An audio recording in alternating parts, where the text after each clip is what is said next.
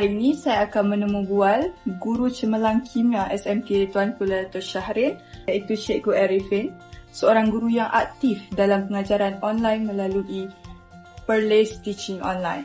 Baiklah Cikgu, bagaimanakah penggunaan teknologi digital dapat meningkatkan kualiti pembelajaran di kalangan pelajar?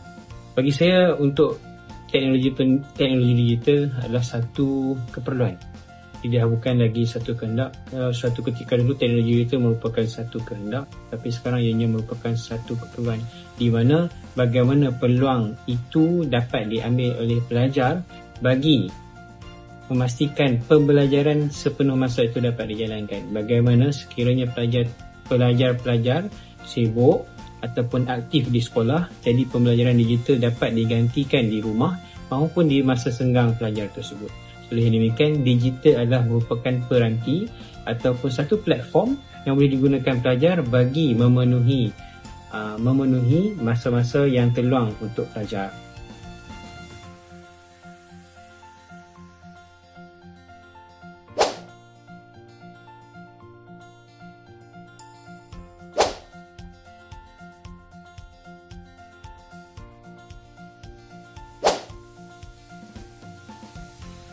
Dengan tablet, murid dapat mengakses pelbagai buku, artikel, video pembelajaran dan aplikasi pendidikan bila-bila masa dan di mana jua.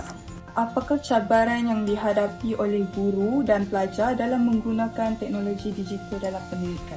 Sejujurnya, cabaran yang paling utama adalah peranti dan internet.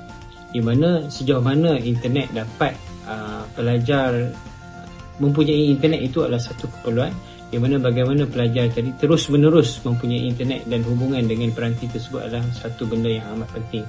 Jadi cabaran yang kedua, sekiranya pelajar mempunyai internet yang baik, tetapi bagaimana pelajar nak menggunakan peranti tersebut dengan lebih cekap dan lebih efisien, itu lebih penting. Bagaimana dia dapat menggunakan sepenuhnya teknologi dalam pembelajaran dengan adanya internet, dengan cekapnya ataupun fasihnya pelajar tersebut dengan digital, maka pelajar tadi dapat menggunakan sepenuh masanya dalam pembelajaran yang berkesan.